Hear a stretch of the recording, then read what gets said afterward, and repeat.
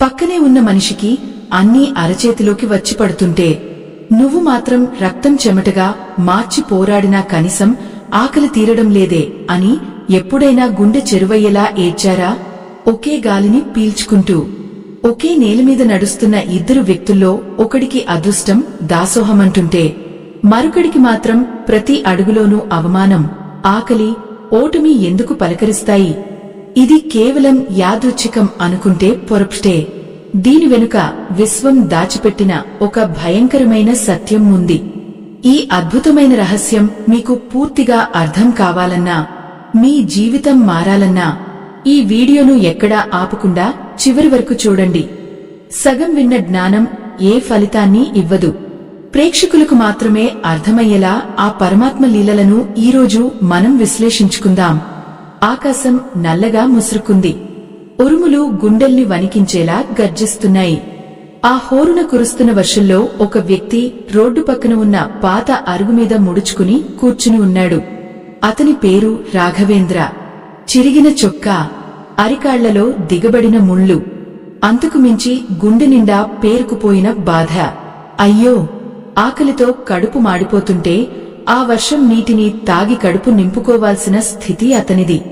చాలా ఏళ్లుగా అతను ఆ నగరంలోనే కష్టపడుతున్నాడు. నీతిగా బతికాడు. ఎవరికీ అన్యాయం చేయలేదు. కాని కాలం మాత్రం అతన్ని ప్రతి క్షణం శిక్షిస్తూనే ఉంది. అదే సమయంలో సరిగ్గా అతని కళ్ల ముందే ఒక విలాసవంతమైన వాహనం ఆగింది. ఆ వాహనం టైరు రోడ్డు మీద ఉన్న బురద నీటిని రాఘవేంద్ర మీదకు చిమ్మింది. ఆ వాహనం నుండి ఒక వ్యక్తి దిగాడు. అతను వంశీ. రాఘవేంద్రతో పాటే ఒకప్పుడు ఒకే దగ్గర పనిచేసిన వ్యక్తి. వంశీకి పెద్దగా తెలివితేటలు లేవు. పోనీ కష్టపడే తత్వం ఉందా అంటే అది లేదు. కాని అదృష్టం అతని వెంటే నడుస్తుంది. అతి తక్కువ కాలంలోనే అతను కోట్లు సంపాదించాడు. పెద్ద పెద్ద భవనాలు కొన్నాడు. సమాజంలో గౌరవం పెంచుకున్నాడు. వంశీ తన ఖరీదైన గొడుగు కింద నిలబడి బురదలో తడిసిపోయిన రాఘవేంద్రను చూసి అసహ్యంగా నవ్వాడు.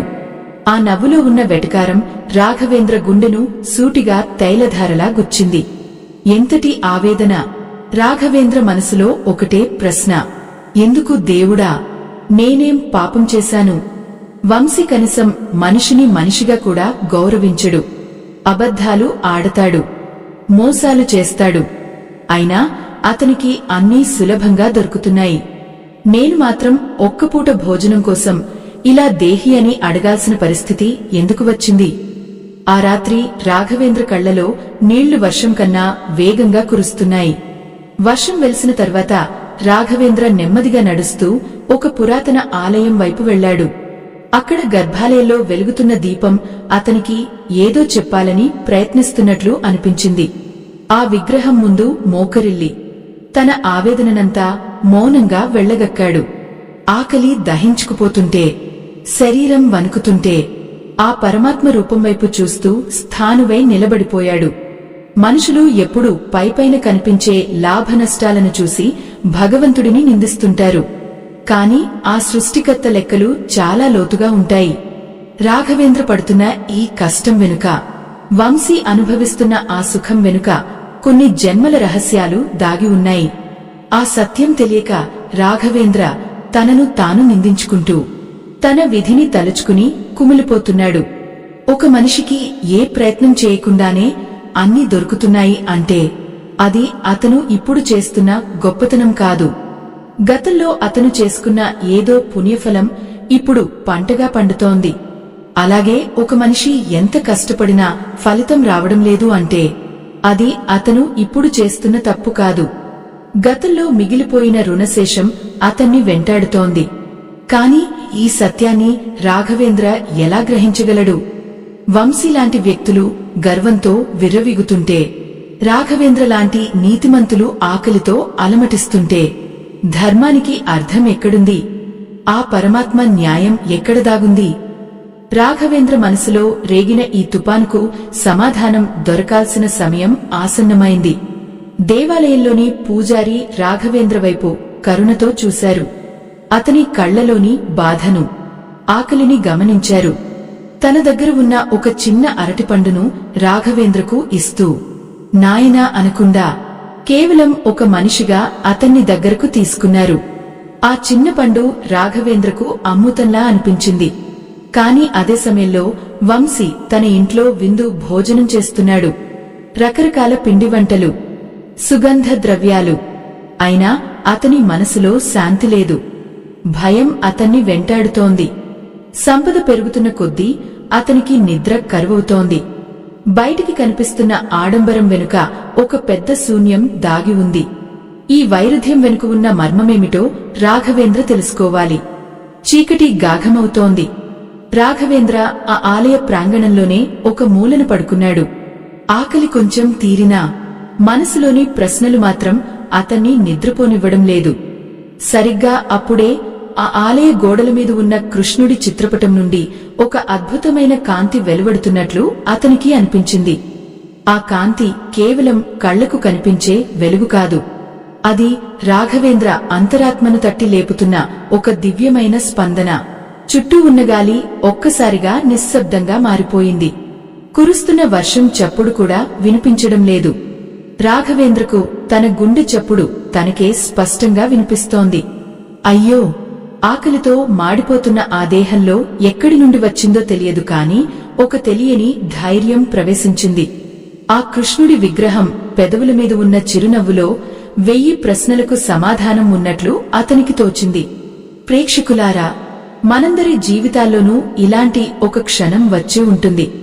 ఏకాంతంగా కూర్చుని ఏడుస్తున్నప్పుడు, ఈ ప్రపంచం అంతా మనల్ని వదిలేసిందని అనుకుంటున్నప్పుడు, ఏదో ఒక అదృశ్య శక్తి మనల్ని గమనిస్తోందని అనిపిస్తుంది. రాఘవేంద్ర కూడా అదే స్థితిలో ఉన్నాడు. తన కళ్ల ముందు వంశీ అద్దాల మేడ, తన వెనుక ఈ పాడుబడిన గుడి. ఈ రెండింటి మధ్య తన జీవితం ఎందుకు నలిగిపోతోందో అతనికి అర్థం కావడం లేదు. అప్పుడే అతని మదిలో ఒక గంభీరమైన ఆలోచన మెదిలింది. నీకు కష్టంగా ఉంది అంటే అర్థం నువ్వు ఒక కొత్త దారిని నిర్మిస్తున్నావని. వంశీకి సులభంగా దొరుకుతోంది అంటే అర్థం అతను పాతదారిలో ప్రయాణిస్తున్నాడని. ఒక విత్తనం నేలలో పాతుకుపోయి మట్టిని చీల్చుకుని బయటకు రావడానికి ఎంత వేదనను అనుభవిస్తుందో, రాఘవేంద్ర ఇప్పుడు అదే వేదనను అనుభవిస్తున్నాడు.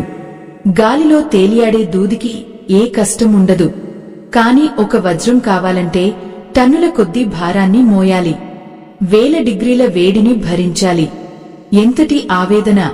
రాఘవేంద్ర తన చేతులను చూసుకున్నాడు. ఆ చేతుల మీద ఉన్న కాయలు శ్రమకు గుర్తులు. అతను ఎప్పుడూ ఎవరినీ మోసం చేయలేదు. కాని తన కళ్ల ముందే మోసగాళ్లు సింహాసనాలు అధిరోహిస్తుంటే ధర్మం మీద అతనికి నమ్మకం సడలిపోతోంది. కాని ఆ పరమాత్మలీలలు మనుషుల బుద్ధికి అందవు. మనం ఈరోజు చూసేది కేవలం ఒక చిన్న చిత్రం మాత్రమే. దీని వెనుక కొన్ని వందల జన్మల సుదీర్ఘ ప్రయాణం ఉంది. వంశీకి ఈరోజు అన్నీ సులభంగా లభిస్తున్నాయి అంటే అది అతని అదృష్టం కాదు, అది అతని గత జన్మల పొదుపు. ఒక వ్యక్తి తన బ్యాంక్ ఖాతాలో గతంలో వేసుకున్న సొమ్మును ఇప్పుడు వాడుకుంటున్నాడు. అతను ఇప్పుడు కొత్తగా ఏమీ సంపాదించడం లేదు. కేవలం ఉన్నదాన్ని ఖర్చు చేస్తున్నాడు. ఆ సొమ్ము అయిపోయిన రోజున అతని పతనం ఎవరూ ఊహించని విధంగా ఉంటుంది. కాని రాఘవేంద్ర పరిస్థితి వేరు. రాఘవేంద్ర ఇప్పుడు కష్టపడుతున్నాడు. ప్రతి అడుగులోనూ అడ్డంకులు ఎదుర్కొంటున్నాడు. దీని అర్థం ఏమిటంటే అతను తన పాత రుణాలను తీర్చుకుంటూ భవిష్యత్తు కోసం ఒక పెద్ద సామ్రాజ్యాన్ని నిర్మించుకుంటున్నాడు. కష్టం అనేది ఒక శుద్ధి ప్రక్రియ. బంగారం అగ్నిలో కాలినప్పుడే దానికి స్వచ్ఛత వస్తుంది. రాఘవేంద్ర జీవితం కూడా ఇప్పుడు ఆ అగ్ని పరీక్షలోనే ఉంది. కాని ఆకలితో ఉన్న మనిషికి ఇవన్నీ తత్వాల్లాగే కనిపిస్తాయి. కడుపు మండుతుంటే కర్మ సిద్ధాంతం ఏం చేస్తుంది? రాఘవేంద్ర మనసు మళ్లీ వికలమైంది. పక్కనే ఉన్న ఒక అరుగు మీద తలవాల్చాడు. వర్షం నీటితో తడిసిన ఆ నేల చల్లగా ఉంది. ఆ చలికి అతని శరీరం బిగుసుకుపోతోంది. అయ్యో, ఒక మనిషికి ఉండడానికి నీడ, తినడానికి తిండి కూడా దొరకని ఈ సమాజంలో సమానత్వం ఎక్కడుంది? ప్రేక్షకులారా, భగవంతుడు ఎప్పుడూ ఒకరికి ఎక్కువ ఒకరికి తక్కువ ఇవ్వడు. ఆయన కేవలం మనం చేసిన పనుల ఫలితాన్ని మనకు అందిస్తాడు. వంశీ తన గత జన్మలో ఎంతో కొంత పుణ్యం చేసుకుని ఉండవచ్చు. అందుకే ఈ జన్మలో అతనికి అన్నీ అడగకముందే దొరుకుతున్నాయి. కాని అతను ఆ సంపదను చూసి గర్వపడుతున్నాడు. కనీసం ఆకలితో ఉన్న రాఘవేంద్రను చూసి జాలిపడలేదు. ఈ గర్వమే అతని తదుపరి జన్మకు దారిదీరాన్ని మూటగడుతోంది. మరోవైపు రాఘవేంద్ర తన కష్టాన్ని భరిస్తూ భగవంతుడిని వేడుకుంటున్నాడు. ఈ బాధ అతనిలో ఉన్న అహంకారాన్ని చంపేస్తోంది. లోకంలోని కష్టాల పట్ల అతనికి అవగాహన కలిగిస్తోంది. భవిష్యత్తులో అతను గొప్ప స్థితికి చేరుకున్నప్పుడు తనలాంటి పేదవారి బాధను అతను అర్థం చేసుకోగలడు. అందుకే పరమాత్మ అతనికి ఈ కఠినమైన శిక్షణను ఇస్తున్నాడు. రాఘవేంద్ర నిద్రలోకి జారుకుంటున్నాడు. కాని అది సాధారణమైన నిద్ర కాదు. అతని కళ్ల ముందు కొన్ని దృశ్యాలు కదలడం మొదలుపెట్టాయి. తను ఎప్పుడూ చూడని ప్రదేశాలు, వినని శబ్దాలు. ఒక మహాసముద్రం ముందు తాను నిలబడి ఉన్నట్లు, ఆ సముద్రపు అలలు తన పాదాలను తాకుతున్నట్లు అతనికి అనిపించింది. ఆ అలల చప్పుడులో ఒక రహస్యం వినిపిస్తోంది. నువ్వు పడుతున్న కష్టం నీ పాపం కాదు, అది నీ పరిణామం. నువ్వు పొందుతున్న ఓటమి నీ అంతం కాదు, అది నీ గెలుపుకు పునాది.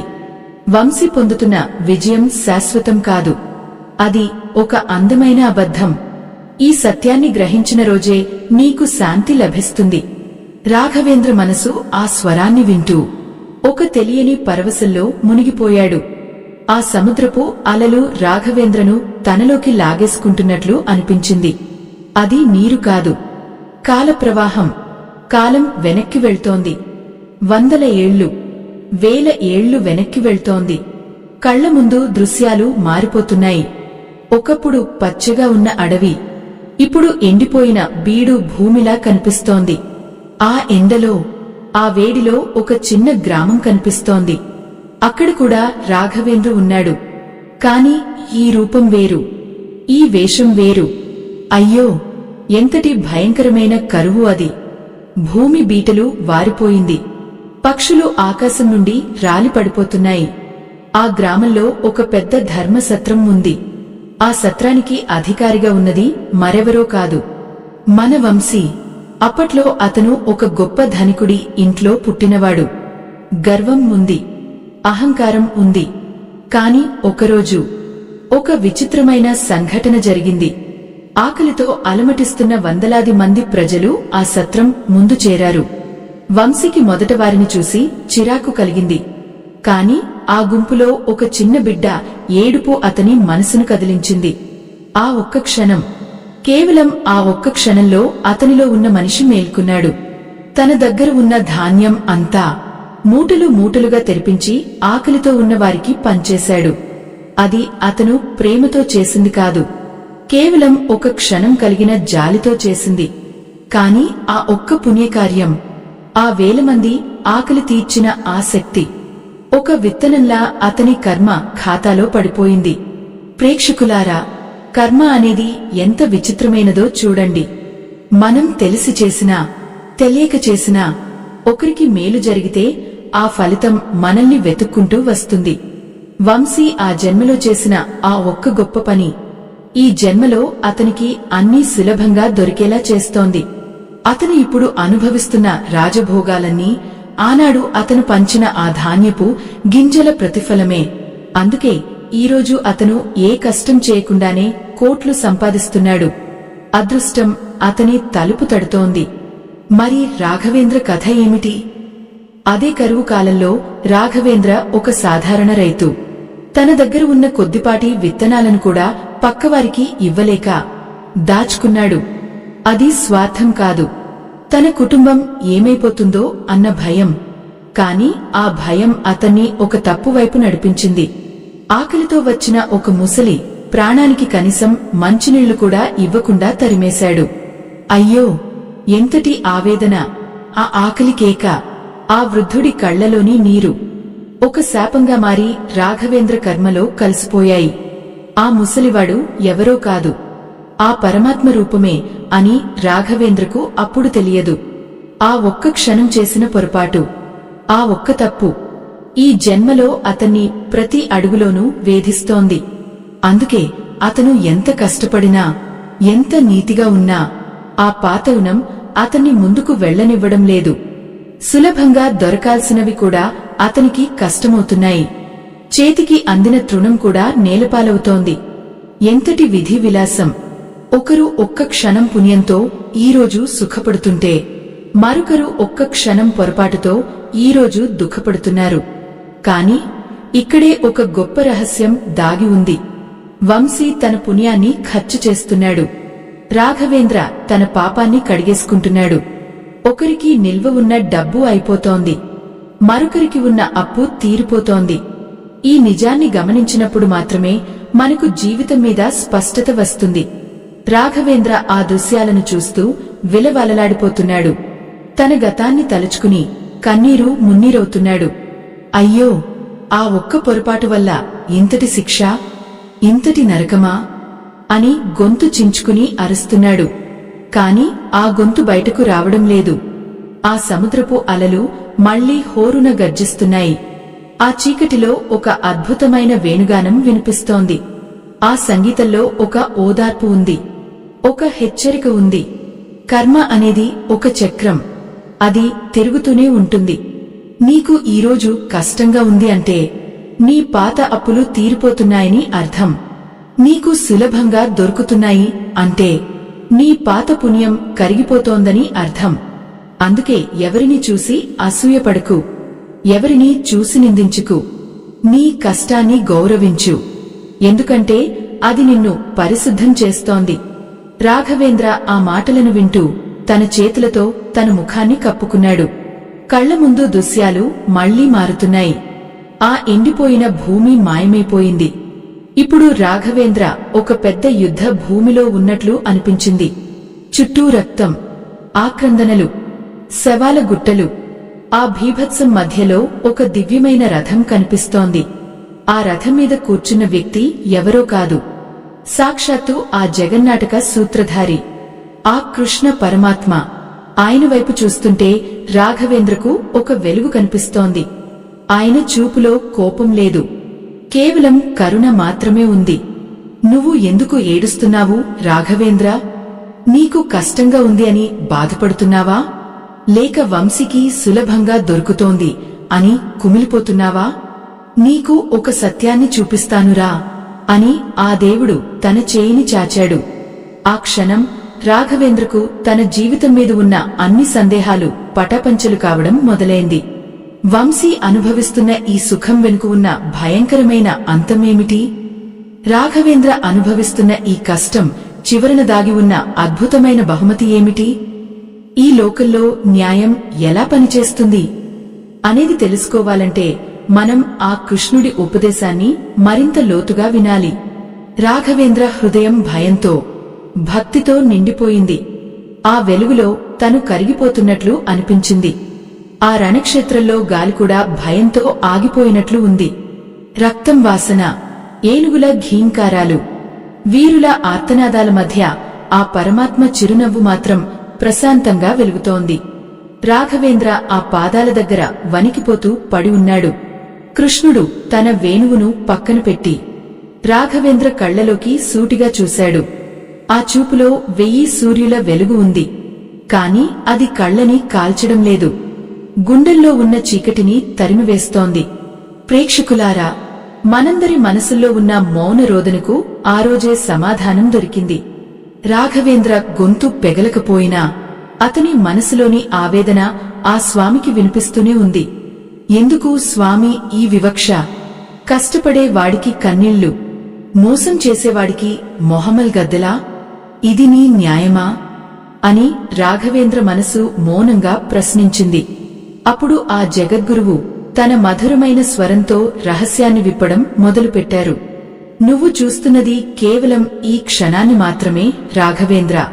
ఒక చెట్టుకు పండ్లు కాసాయి అంటే అది ఈరోజు నువ్వు పోసిన నీళ్ల వల్ల కాదు, ఎప్పుడో కొన్ని ఏళ్ల క్రితం ఎవరో నాటిన విత్తనం వల్ల. వంశీ జీవితం ఇప్పుడు ఆ పండ్లను కోసుకునే దశలో ఉంది. అతను గత జన్మల్లో ఎక్కడో తెలియక చేసిన ఒక్క పుణ్యం ఇప్పుడు ఫలితాన్ని ఇస్తోంది. అతను దాన్ని అనుభవిస్తున్నాడు. కాని అది నిరంతరం సాగేది కాదు. పండ్లు అయిపోయాక ఆ చెట్టు ఎండిపోవాల్సిందే. అయ్యో, ఎంతటి ఆవేదన! రాఘవేంద్ర తన కష్టాన్ని తలుచుకుని విలపించాడు. నా జీవితం ఎప్పుడూ ఎండిపోయిన చెట్టులాగే ఉండాలా స్వామీ అని అడిగాడు. దానికి ఆ పరమాత్మ నవ్వి, లేదు రాఘవేంద్ర, నువ్వు ఇప్పుడు విత్తనం నాటుతున్నావు. నువ్వు పడుతున్న ప్రతి కష్టం, నువ్వు అనుభవిస్తున్న ప్రతి అవమానం నీ ఆత్మను రాటుదేలుస్తున్నాయి. ఒక శిల్పం కావాలంటే రాయి ఎన్ని దెబ్బలు తినాలో తెలుసా? నువ్వు ఇప్పుడు ఆ దెబ్బలను భరిస్తున్నావు. ఎందుకంటే నువ్వు ఒక అద్భుతమైన శిల్పం కావాలని నేను కోరుకుంటున్నాను. వంశీకి సులభంగా దొరుకుతున్నాయి అంటే అతను తన పాత సంపాదనను ఖర్చు చేస్తున్నాడని అర్థం. నీకు కష్టంగా ఉంది అంటే నువ్వు కొత్తగా సంపాదిస్తున్నావని అర్థం. సులభంగా వచ్చేది గాలివాటం లాంటిది.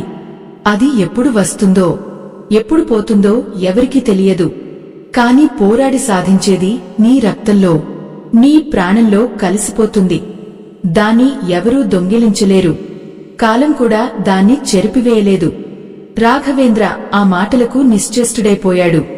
మనం పడే ప్రతి కష్టం వెనుక ఒక లెక్క ఉంటుంది. ఈ సృష్టిలో ఏదీ ఊరికే జరగదు. సనాతన ధర్మాన్ని కాపాడే ఈ మహాయజ్ఞంలో ఆ పరమాత్మ మీకు ఇచ్చిన దాంట్లో మీ గుండెకు అనిపించిన చిన్న సాయాన్ని వీడియో చివర్లో ఉన్న స్కానర్ ద్వారా అందించి భగవంతుని ఆశీస్సులు పొందండి. ఎందుకంటే ధర్మాన్ని మనం కాపాడితే ఆ ధర్మం మనల్ని కాపాడుతుంది. రాఘవేంద్రకు ఆ క్షణం అర్థమైంది. తను పడుతున్న బాధ తనని తాను శుద్ధి చేసుకునే ప్రక్రియ అని. ప్రేక్షకులారా, ఒకే తల్లి కడుపున పుట్టిన ఇద్దరు వ్యక్తుల జీవితాలు కూడా వేరువేరుగా ఉండడానికి కారణం వారి గత కర్మలే. రాఘవేంద్ర గత జన్మలో ఆ ముసలివాడికి నీళ్లు ఇవ్వకుండా తరిమేసిన ఆ ఒక్క తప్పు ఈ జన్మలో అతనికి అన్నీ దూరం చేస్తోంది. కాని ఆ శిక్షను భరిస్తూనే అతను ఇప్పుడు చూపిస్తున్న ఓర్పు, నిబద్ధత అతని భవిష్యత్తును బంగారుమయం చేస్తున్నాయి. వంశీ మాత్రం తన అదృష్టాన్ని చూసి గర్వపడుతూ కొత్త పాపాలను మూటగట్టుకుంటున్నాడు. ఎంతటి విచిత్రం! ఒకరికి గతం ఇప్పుడు సుఖాన్ని ఇస్తోంది, మరొకరికి గతం ఇప్పుడు దుమఖాన్ని ఇస్తోంది. కాని వర్తమానంలో వారు చేసే పనులే వారి భవిష్యత్తును నిర్ణయిస్తాయి. రాఘవేంద్ర కళ్లలో ఇన్నాళ్లు ఉన్న అసూయ మాయమైంది. వంశీని చూసి అతను జాలిపడటం మొదలుపెట్టాడు. అయ్యో, వంశీ తన పుణ్యాన్ని ఎంత వేగంగా ఖర్చు చేస్తున్నాడో కదా! ఆ పుణ్యం అయిపోయాక అతని పరిస్థితి ఏమిటి అని ఆలోచించడం మొదలుపెట్టాడు. ఆ రణక్షేత్రం మధ్యలో కృష్ణుడు రాఘవేంద్రకు తన విశ్వరూపాన్ని చూపించడం మొదలుపెట్టాడు. ఆ రూపంలో కోట్లాది జీవరాశులు, కోట్లాది కర్మ చక్రాలు తిరుగుతున్నాయి. ఒక మనిషి ఎక్కడో చేసిన చిన్న మంచి పని కొన్ని వందల ఏళ్ల తర్వాత అతనికి ఎలా మేలు చేస్తోంది. ఒకడు చేసిన చిన్న మోసం కాలం గడిచాక అతన్ని ఎలా వెంటాడుతోంది. అన్నీ రాఘవేంద్రకు కళ్లకు కట్టినట్లు కనిపిస్తున్నాయి. ఆ దృశ్యం చూసి రాఘవేంద్ర భయంతో వణికిపోయాడు. స్వామి, ఈ కర్మల నుండి విముక్తి లేదా? ఎన్నాళ్లు ఇలా ఈ చక్రంలో తిరగాలి అని ఆవేదనతో అడిగాడు. దానికి ఆ పరమాత్మ మళ్లీ చిరునవ్వు చిందించాడు. కర్మ ఫలాన్ని ఆశించకుండా ఫలితం ఏదైనా సరే అది నీ ప్రసాదం అని స్వీకరించేవాడికి ఈ కర్మల నుండి విముక్తి దొరుకుతుంది. నువ్వు కష్టాన్ని కష్టంగా చూడకు, దాన్ని ఒక తపస్సులా భావించు. అప్పుడు ఆ కష్టం కూడా నీకు ఆనందాన్ని ఇస్తుంది అని బోధించాడు. రాఘవేంద్ర మనసులో ఒక వెలుగు ప్రసరించింది. ఇన్నాళ్లు తను పడిన బాధ, అనుభవించిన అవమానం అన్నీ ఒక అర్థాన్ని సంతరించుకున్నాయి. తన చేతులకు ఉన్న కాయలు కష్టానికి గుర్తులు కావు, అవి తను సాధించిన విజయానికి మెట్లు అని గుర్తించాడు. వంశీకి సులభంగా దొరుకుతున్నాయని ఏడవడం ఆపేసి తనకు కష్టంగా దొరుకుతున్నందుకు గర్వపడటం నేర్చుకున్నాడు. ఎందుకంటే ఆ కష్టం తనను మనిషిగా మారుస్తోంది. ఆకాశంలో మెరుపులు మెరుస్తున్నాయి. ఆ కాంతిలో కృష్ణుడి రూపం మరింత గంభీరంగా కనిపిస్తోంది. రాఘవేంద్ర తన గతాన్ని, వర్తమానాన్ని, భవిష్యత్తును ఒకేసారి చూస్తున్నాడు. కాని ఆ విశ్వరూప దర్శనం ఇంకా ముగియలేదు. కర్మ రహస్యాలు ఇంకా చాలా ఉన్నాయి.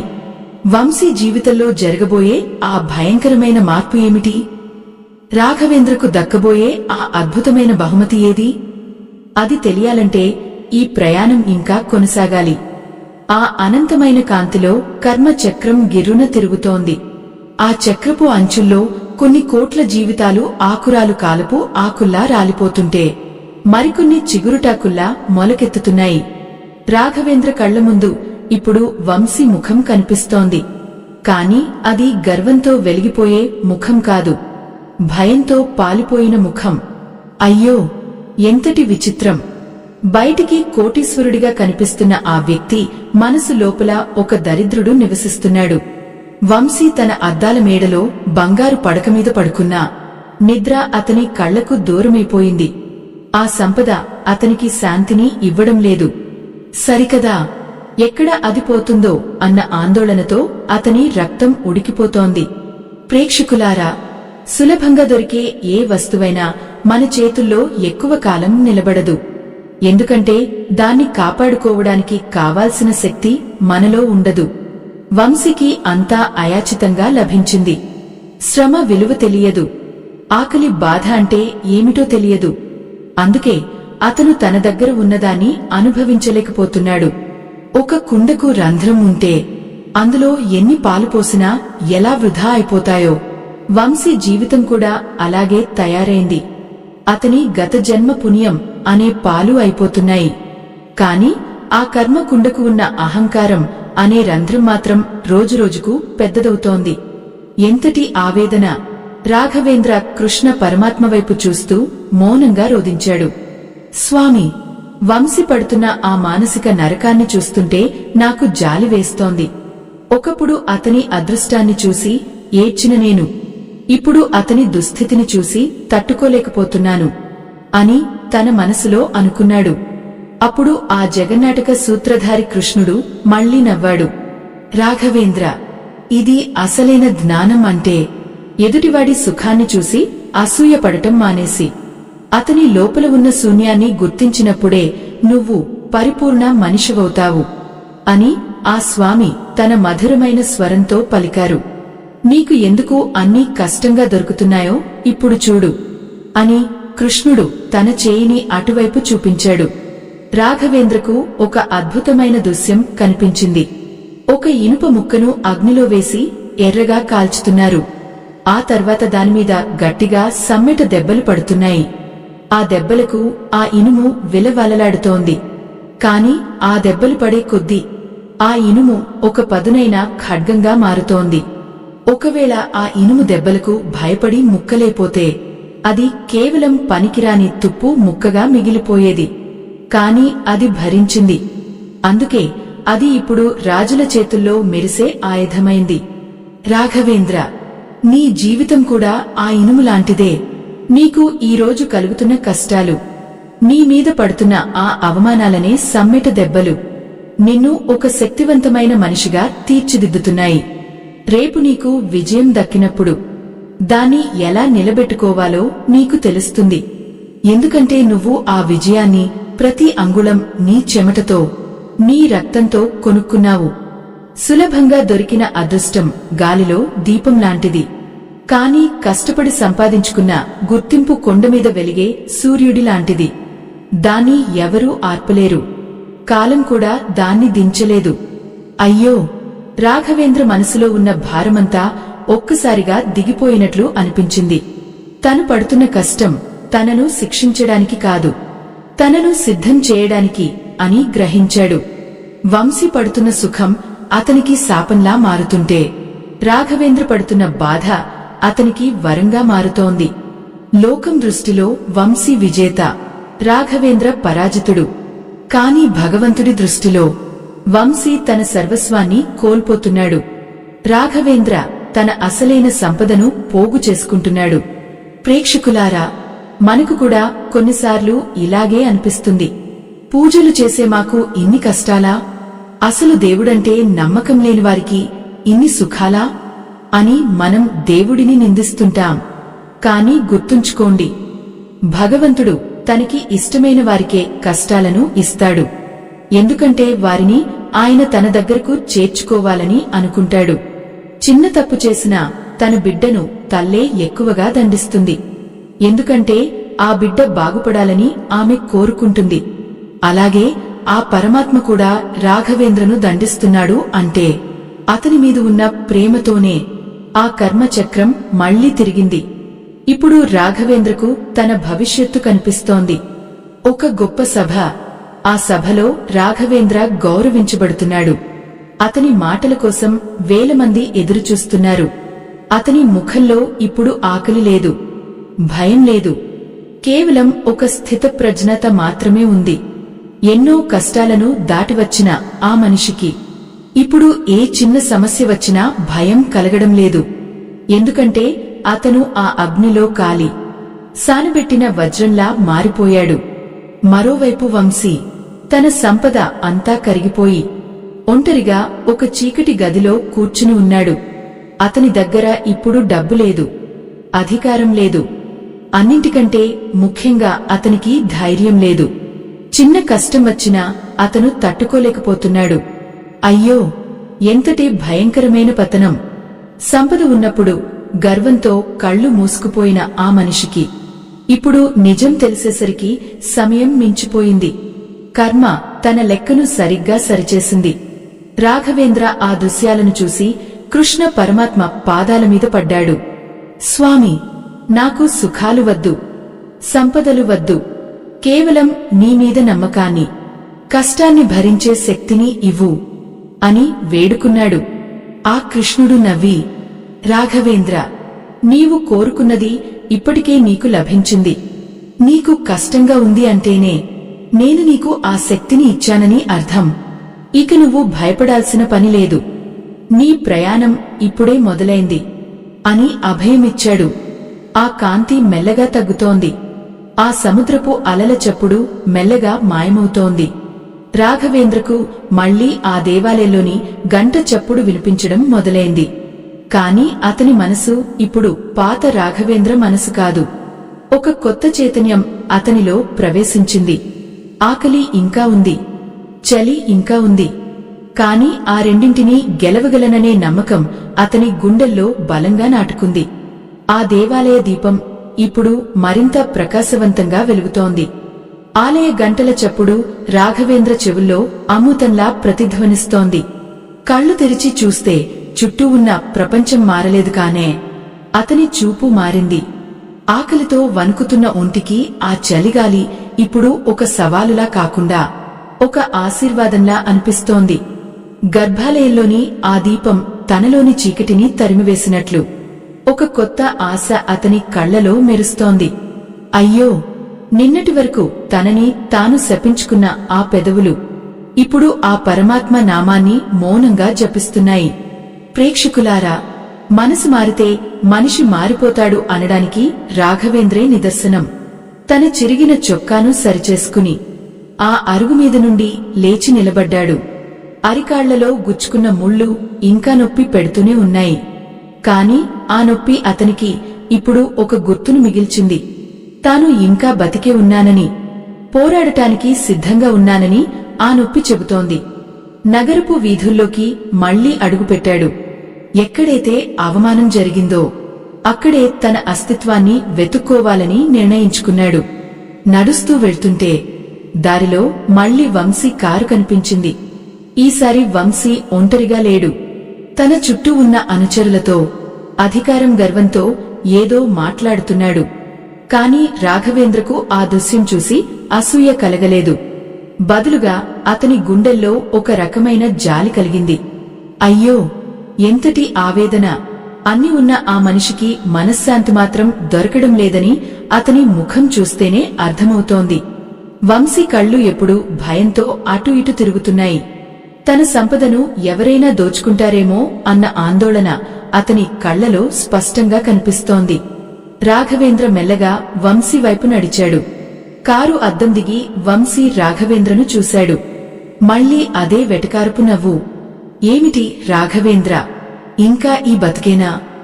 నా దగ్గరకు వస్తే ఏదైనా పని ఇస్తాన్కదా అని ఎగతాళిగా అన్నాడు.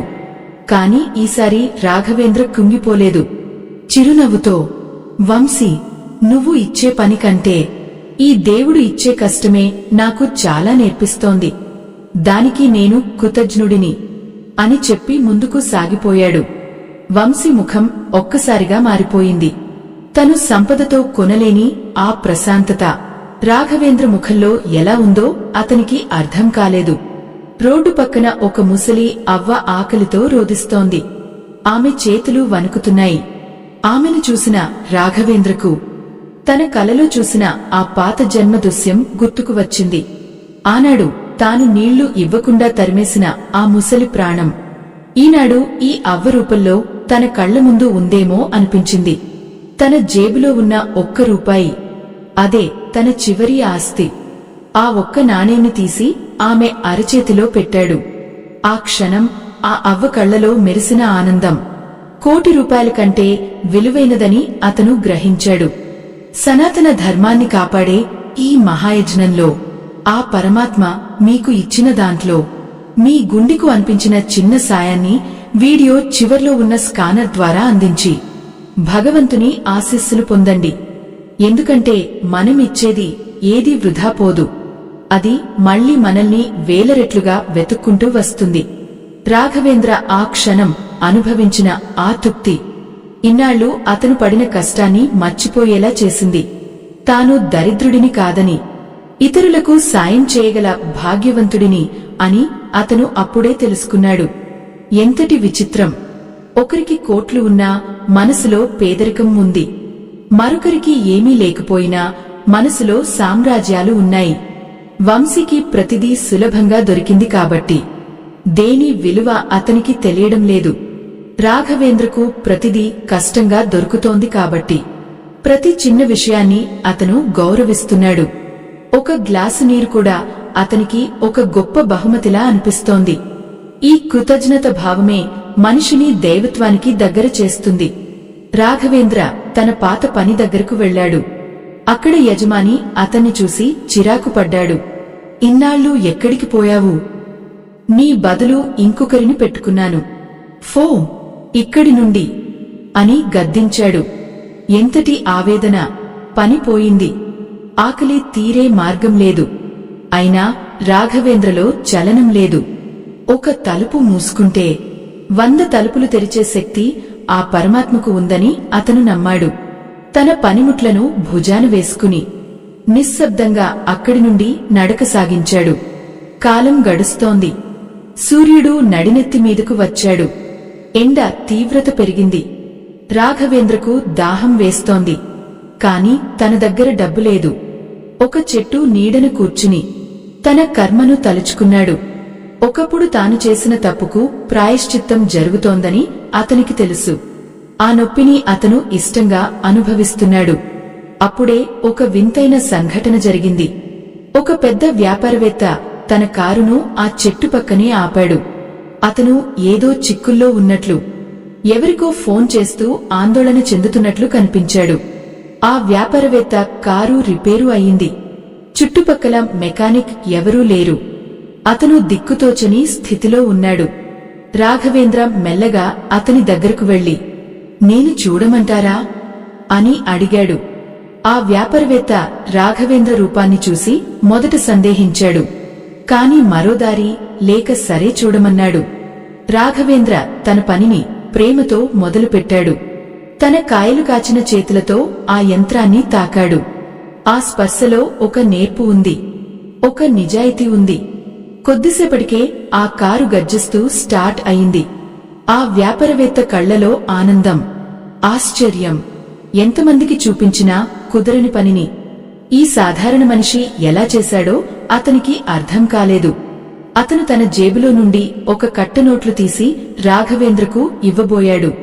కాని రాఘవేంద్ర కేవలం నవ్వి, నాకు కేవలం ఒక్క పూట భోజనానికి సరిపడా ఇస్తే చాలు, అంతకంటే ఎక్కువ తీసుకోవడం నాకు ఇష్టం లేదు అని చెప్పాడు. ఆ మాట విన్న ఆ ధనికుడు నివ్వెరపోయాడు. రాఘవేంద్రలో ఉన్న ఈ మార్పు, ఈ స్థితప్రజ్ఞత అతనికి రాబోయే అద్భుతమైన కాలానికి నాంది. వంశీకి అన్నీ సులభంగా దొరికినా దొరకని ఆత్మగౌరవం రాఘవేంద్రకు ఈ కష్టాల్లో దొరికింది. ఈ కథ ఇంకా పూర్తి కాలేదు. ఆ పరమాత్మ రాఘవేంద్రకు ఇంకా ఏమేం చూపించబోతున్నాడు? వంశీ పతనం ఎలా ఉండబోతోంది? ఈ కర్మ సిద్ధాంతం చివరికి ఏ తీరానికి చేరుతుంది అనేది తర్వాతి అడుగులో చూద్దాం. ఆ ధనవంతుడు నిశ్చేష్టుడైపోయి అలా చూస్తూ ఉండిపోయాడు. తన జీవితంలో ఎందరో మేధావులను, ఎందరో స్వార్థపరులను చూశాడు. కాని ఆకలితో అలమటిస్తూ కూడా అయాచితంగా వచ్చే ధనాన్ని తిరస్కరించే ఇలాంటి మనిషిని అతను ఎప్పుడూ చూడలేదు. రాఘవేంద్ర కళ్లలో ఒక వింతైన ప్రశాంతత ఉంది. అది కోట్ల రూపాయలు ఖర్చు చేసినా దొరకని నిశ్చలత్వం. అయ్యో, ఎంతటి ఆవేదనతో ఆ చేతులు కాయలు కాచాయో. కాని ఆ చేతులకు ఇప్పుడు నిజాయితీ అనే ఒక అద్భుతమైన సుగంధం అంటుకుంది. ప్రేక్షకులారా, భగవంతుడు మనల్ని పరీక్షించేటప్పుడు, మనకు ఏమీ లేనప్పుడు మనం ఎలా ప్రవర్తిస్తున్నామో అని చూస్తాడు. రాఘవేంద్ర ఆ పరీక్షలో నెగ్గాడు. ఆ వ్యాపారవేత్త తన జేబులో నుండి ఒక కార్డు తీసి రాఘవేంద్రకు ఇచ్చాడు. నా పేరు సోమనాథ్. ఈ నగరంలో నాకొక పెద్ద మెకానికల్ వర్క్షాప్ ఉంది. అక్కడ పనిచేసే వందలాది మందిలో ఒకడిగా కాదు, ఆ వర్క్షాప్ను నడిపించే ఒక బాధ్యతగల మనిషిగా నీకు ఆహ్వానం పలుకుతున్నాను అని అన్నాడు. రాఘవేంద్రకు నోట మాట రావడం లేదు. కళ్లలో నుండి నీళ్లు ధారగా కారుతున్నాయి. ఒకప్పుడు ఒక్కపూట భోజనం కోసం అల్లాడిన ఆ మనిషికి ఇప్పుడు ఒక గౌరవప్రదమైన జీవితం తలుపు తడుతోంది. కర్మచక్రం తన పాత రుణాలను తీర్చేసి ఇప్పుడు పుణ్యఫలాన్ని వడ్డీతో సహా తిరిగి ఇస్తోంది. రాఘవేంద్ర ఆ వ్యాపారవేత్త పాదాలకు నమస్కరించబోతుంటే సోమనాథ్ అతన్ని ఆపి, లేదు రాఘవేంద్ర, నీ నిజాయితీకి నువ్వు ఇచ్చుకుంటున్న బహుమతి ఇది అని చెప్పి అతన్ని తన కారులో ఎక్కించుకున్నాడు. ఎంతటి చిత్రమైన మలుపు! అరగంట క్రితం ఎండలో మాడిపోయిన రాఘవేంద్ర ఇప్పుడు చల్లని గాలిలో గౌరవంగా ప్రయాణిస్తున్నాడు. కాని అదే సమయంలో నగరపు మరో మూలన వంశీ జీవితం అతలాకుతలమవుతోంది. అతను చేసిన అక్రమాలు, అబద్ధాలు ఒక్కొక్కటిగా బయటపడుతున్నాయి. అతని ఆఫీసు మీద అధికారులు దాడి చేశారు. లక్షల కోట్ల రూపాయల ఆస్తి ఒక్క క్షణంలో మంచులా కరిగిపోతోంది. అయ్యో, ఎంతటి భీభత్సం! వంశీ తన మేడ మీద నుండి కిందకు చూస్తున్నాడు. బయట జనం అతన్ని అసహించుకుంటున్నారు. ఒకప్పుడు అతనికి సలాం కొట్టిన వాళ్లే ఇప్పుడు అతని పతనాన్ని చూసి సంతోషిస్తున్నారు. సులభంగా దొరికిన అదృష్టం అంతే సులభంగా జారిపోతోంది. సనాతన ధర్మాన్ని కాపాడే ఈ మహాయజ్ఞంలో ఆ పరమాత్మ మీకు ఇచ్చిన దాంట్లో మీ గుండెకు అనిపించిన చిన్న సాయాన్ని వీడియో చివర్లో ఉన్న స్కానర్ ద్వారా అందించి భగవంతుని ఆశీస్సులు పొందండి. ఎందుకంటే మనం ధర్మాన్ని కాపాడితే ఆ ధర్మం మనల్ని ఆపదలో ఆదుకుంటుంది. రాఘవేంద్ర ఇప్పుడు ఆ ధర్మానికే ప్రతిరూపంలా నిలబడ్డాడు. వంశీ పతనం వెనుక అతను చేసిన మోసం ఉంటే, రాఘవేంద్ర ఎదుగుదల వెనుక అతను అనుభవించిన నరకయాతన ఉంది. పోరాడి సంపాదించుకున్న దానికి ఉండే గర్వం ఆ పరమాత్మ ఇచ్చే ప్రసాదం లాంటిది. సోమనాథ్ తన వర్క్షాప్కు రాఘవేంద్రను తీసుకువెళ్లాడు. అక్కడ యంత్రాల చప్పుడు, పనివారల సందడి రాఘవేంద్రకు ఒక కొత్త ప్రపంచాన్ని చూపించాయి. సోమనాథ్ అందరినీ పిలిచి, ఈరోజు నుండి రాఘవేంద్ర మీ అందరికీ మార్గదర్శి. ఇతను కేవలం యంత్రాలను మాత్రమే కాదు, మనుషుల మనసులను కూడా బాగుచేయగలడు అని పరిచయం చేశాడు. రాఘవేంద్ర ఆ యంత్రాల ముందు నిలబడి కళ్ళు మూసుకుని ఆ కృష్ణ పరమాత్మను తలచుకున్నాడు. స్వామి, నీ లీలలు అమోఘం అని మనసులోనే మొక్కుకున్నాడు. రాఘవేంద్రకు ఒక మంచి గది, శుభ్రమైన బట్టలు, కడుపు నిండా భోజనం లభించాయి. ఆ మొదటి ముద్ద తింటున్నప్పుడు అతని కళ్లలో వచ్చిన నీళ్లు ఇన్నాళ్లు అతను పడిన ఆకలి బాధను కడిగివేశాయి. అయ్యో, ఎంతటి ఆవేదనతో గడిచిన రాత్రులు అవి! ఆ ఒక్క ముద్ద వెనుక ఎన్ని వేల అవమానాలు ఉన్నాయో అతనికి మాత్రమే తెలుసు. కాని ఇప్పుడు ఆ భోజనం అతనికి కేవలం తిండి కాదు, అది ఒక విజయ చిహ్నం, అది ఒక అంతులేని పోరాట ఫలితం. ప్రేక్షకులారా, ఎందుకు కొంతమందికి సులభంగా దొరుకుతాయి అంటే వారు తమ పాత పుణ్యాన్ని తొందరగా ఖర్చు చేసుకుంటున్నారు అని అర్థం. నీకు ఎందుకు కష్టంగా దొరుకుతున్నాయి అంటే నీకు రావాల్సిన ఫలితం చాలా పెద్దది అని అర్థం. ఒక చిన్న గుడిసె కట్టడానికి కొన్ని రోజులు చాలు, కాని ఒక మహా సామ్రాజ్యాన్ని నిర్మించడానికి ఏళ్లు పడుతుంది. రాఘవేంద్ర జీవితం ఇప్పుడు ఆ సామ్రాజ్య నిర్మాణంలో ఉంది. వంశీ జీవితం మాత్రం పేకమేడలా కూలిపోతోంది. రాఘవేంద్ర వర్క్షాప్లో తన పనిని మొదలుపెట్టాడు. అతని చేతిలో ఏదో మంత్రం ఉన్నట్లు ప్రతి యంత్రం ఇట్టే సరిపోతోంది. కార్మికులు అతన్ని గౌరవించడం మొదలుపెట్టారు. తన కష్టాన్ని తలుచుకుని అతను గర్వపడలేదు. బదులుగా తనలాంటి పేద కార్మికులకు ఎలా సాయం చేయాలి అని ఆలోచించడం మొదలుపెట్టాడు. కష్టం అతన్ని కఠినంగా మార్చలేదు, అది అతన్ని కరుణామేడిగా మార్చింది. వంశీకి సులభంగా దొరికిన సంపద అతన్ని రాక్షసుడిగా మారిస్తే, రాఘవేంద్రకు కష్టంగా దొరికిన ఈ అవకాశం అతన్ని దైవత్వానికి దగ్గర చేసింది. చీకటి పడింది. రాఘవేంద్ర తన గదిలో కిటికీ దగ్గర నిలబడి ఆకాశం వైపు చూస్తున్నాడు. నక్షత్రాలు చిరునవ్వు చిందిస్తున్నట్లు ఉన్నాయి. సరిగ్గా అదే సమయంలో పోలీస్ వాహనం సైరన్ వినిపించింది. వంశీని అరెస్టు చేసి తీసుకువెళ్తున్న దృశ్యం టీవీలో కనిపిస్తోంది.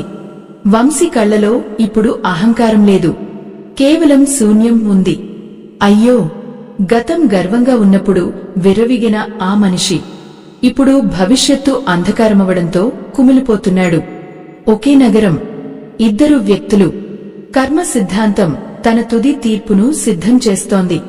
రాఘవేంద్ర మెల్లగా కళ్ళు మూసుకున్నాడు. మళ్లీ ఆ వేణుగానం వినిపిస్తోంది. ఆ గాలిలో ఒక సందేశం ఉంది. రాఘవేంద్ర, నీ పరీక్ష ఇంకా పూర్తి కాలేదు. నువ్వు సాధించిన ఈ విజయం నీ కోసం కాదు, నీ ద్వారా ఈ లోకానికి ఒక పాఠం చెప్పడానికే. వంశీ పతనం కూడా నీ కోసమే. అదృష్టాన్ని చూసి పొంగిపోవద్దు, కష్టాన్ని చూసి కుంగిపోవద్దు అని ఆ గొంతు హెచ్చరిస్తోంది. రాఘవేంద్ర ఆ మాటలను తన గుండె లోతుల్లో భద్రపరుచుకున్నాడు. జైలు గోడలు ఎంత చల్లగా ఉంటాయో, అక్కడ బందీ అయిన మనసు అంతకంటే భయంకరంగా రగిలిపోతుంటుంది. వంశీ ఒక చీకటి గదిలో గోడకు తల ఆనించుకుని కూర్చుని ఉన్నాడు. అతని కళ్లలో ఇప్పుడు మెరుపులేదు, కేవలం ఒక రకమైన శూన్యం. తన వైభవం, తన అద్దాల మేడ, తన గర్వం అన్నీ మట్టిలో కలిసిపోయాయి. వంశీ కిటికీలోంచి బయట కనిపిస్తున్న ఆ చిన్న ఆకాశం వైపు చూస్తూ వెక్కి వెక్కి ఏడుస్తున్నాడు. అయ్యో, ఎంతటి ఆవేదన! అన్నీ సులభంగా దొరికిన ఆ చేతులకు ఇప్పుడు ఇనుప సంకెళ్లు మాత్రమే మిగిలాయి. ప్రేక్షకులారా, సరిగ్గా అదే సమయంలో జైలు తలుపులు తెరుచుకున్నాయి. రాఘవేంద్ర లోపలికి అడుగుపెట్టాడు. కాని అతను వంశీని చూసి వెటకారం చేయడానికి రాలేదు.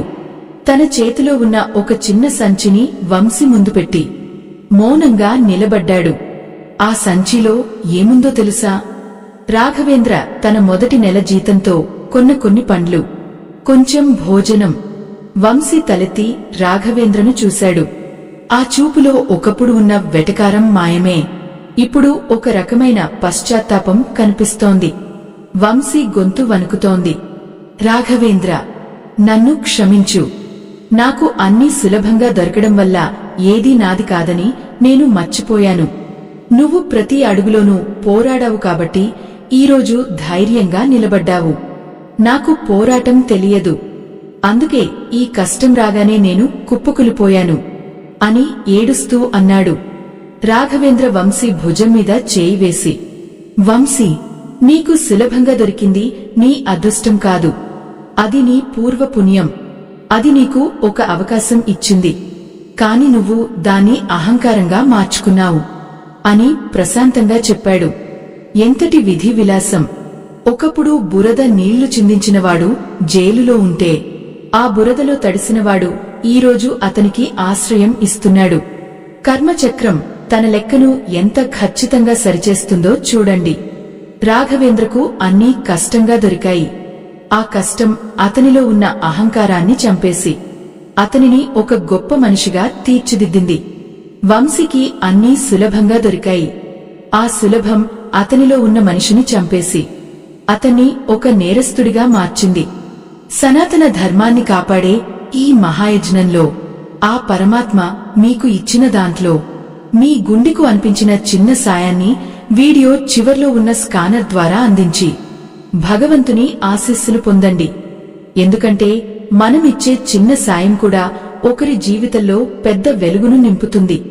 ఈ సత్యాన్ని గ్రహించిన రాఘవేంద్ర తన కష్టాన్ని ప్రేమించడం మొదలుపెట్టాడు. తనకు ప్రతిదీ కష్టంగా దొరకడం వల్లే ఈరోజు తను ఇంత దుఃఖంగా ఉన్నానని అతను అర్థం చేసుకున్నాడు. ప్రేక్షకులారా, మీ జీవితంలో కూడా మీకు ఏదీ సులభంగా దొరకడం లేదని బాధపడుతున్నారా? పక్కవాడికి అన్నీ అదృష్టంతో వస్తున్నాయని కుమిలిపోతున్నారా? గుర్తుంచుకోండి, నీకు కష్టంగా ఉంది అంటే ఆ పరమాత్మ నిన్ను ఒక గొప్ప యుద్ధానికి సిద్ధం చేస్తున్నాడని అర్థం. సులభంగా వచ్చేది గడ్డిపోచలాంటిది.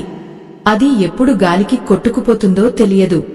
కాని కష్టపడి సంపాదించుకునేది హిమాలయం లాంటిది. అది తరతరాలకు సాక్ష్యంగా నిలుస్తుంది. రాఘవేంద్ర జైలు నుండి బయటకు వస్తుంటే ఆకాశం నిర్మలంగా ఉంది. కృష్ణ పరమాత్మ వేణుగానం మళ్లీ వినిపిస్తోంది.